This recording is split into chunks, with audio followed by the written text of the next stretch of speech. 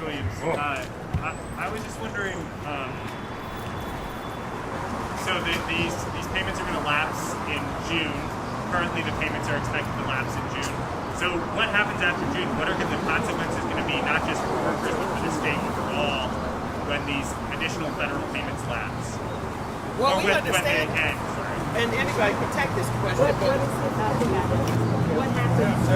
What happens after June? Yeah, what are the larger consequences for workers and for the state overall when the federal payments stop coming based on It's Governor going to Kemp's be orders? devastating.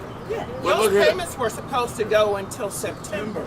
You've heard a lot about low-wage workers, but we have all workers that are impacted by this. Yes, We yes. have people that are losing their homes. We have children that are now homeless because of this decision. The eviction moratorium is going to end. What happens is not unlike any of the people that you heard from today.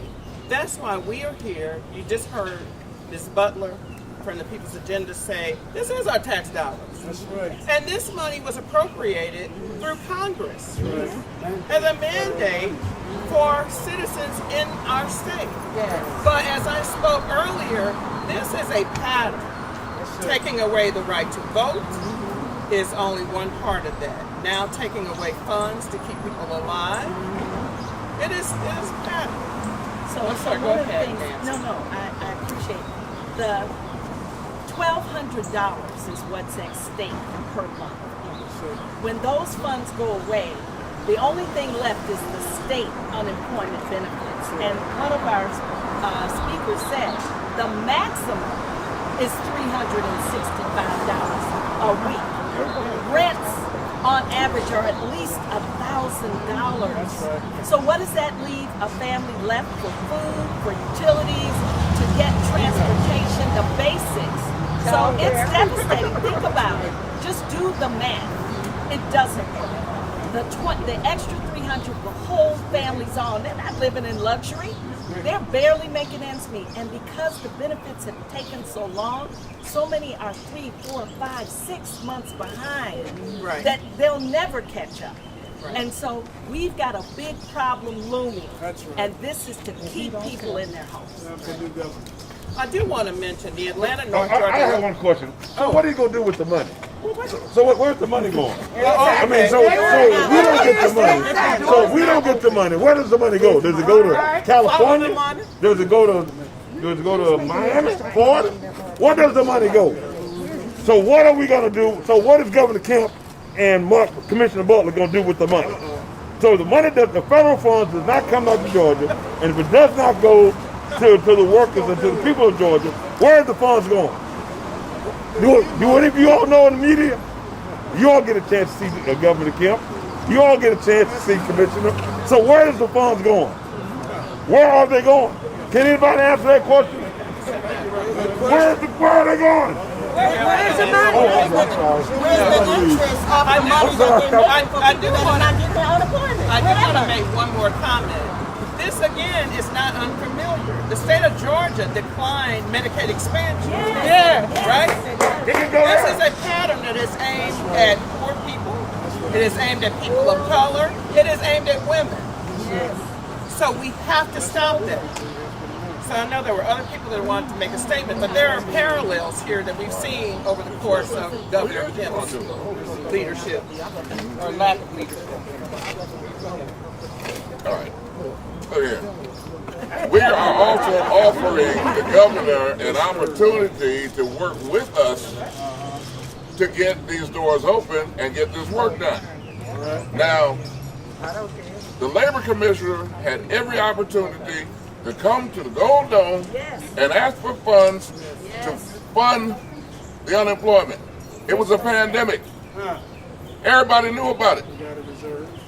What was he doing? Well, Governor, look, we're giving you an opportunity to fix this problem and take care of all of Georgia. But you need to sit down and talk with us, and we can provide the resources if you'll pay them the money to do the job. Thank you. I'm going to follow my colleague, Representative 100 plan. We've come with the issue, and you know the issue. Well, I'm going to offer a couple of solutions with this money that has been given to Georgia for federal workers. That $300 could go towards some child care vouchers for black and brown communities. That's it. For the people who go to work, since I represent the Georgia Legislative Caucus, those communities can get vouchers, child care vouchers, so that they can go back to work. Since the issue is you don't know what to do with the money, we can help you find out what to do with the money. Vouchers are, the people do need the money, but if you insist on what Reverend Jones said, being a pharaoh, then you could at least give vouchers for child care and vouchers for training and vouchers for other things that will benefit our workers in Georgia. All right. Yeah. Come on. I want to know what you're going to do with the question. Again, we would just like to have the doors open so that we can make sure that our people get paid their unemployment. You heard a man come here and say that his PIN number, a PIN number, something that simple is stopping people from getting paid their unemployment. And we all know that that makes no sense. You cannot even imagine. People need something that simple, a PIN number. They have one digit may be wrong for a typographical error. And they're being held up for months without getting their unemployment because they cannot speak to anyone. The doors are not open. It is something just that simple that needs to be done that can help thousands of people that are waiting on their unemployment. You have some people where their employers have paid into their unemployment and they still cannot get their unemployment. All because they cannot get to speak with someone in the Department of Labor. It is time that we do something. It is time again that we find someone with a heart that care about people, that love people, want to help people. We are here to help, not to hurt. And right now, the people are being hurt for a lack of leadership, of a lack of caring about the people. It's time for them to go. Thank you. We have one last speaker that represents South Georgia, Dr. Lewis Logan. Good morning, everyone. My name is Lewis Logan. I pastor Gaines Chapel Amy Church in the major micropolis of Douglas, Georgia.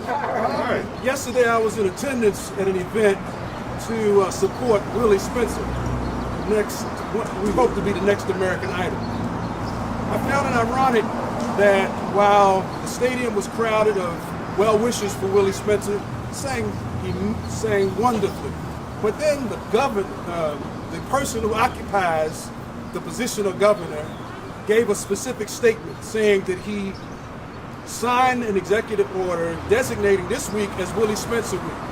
And I couldn't help but try to reconcile a polemic that on the same cusp of taking benefits from people who look like Willie, he wants to give a symbolic gesture to support this young man's effort to be an American Idol.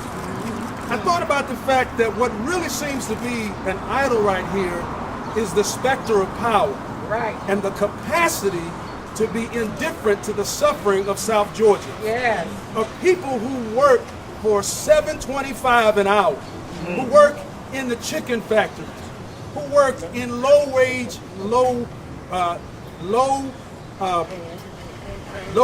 low-paid jobs, who have few benefits. And I thought about the contradiction, and I can't help but think that we need to bring redress to this situation. We need for our community to continue to stand up as we are and demand change. Willie sang the last song was "I Was Here." And today we are demanding attention and redress to this particular decision so that we can say we were here to stand up for the underserved. We were here to stand up for those whose voices cannot be heard. We're here for those who work and still have to work 2 or 3 jobs, the working poor who cannot take care of themselves. Those of South Georgia deserve better. and we're here to demand and make it happen. Thank you so much.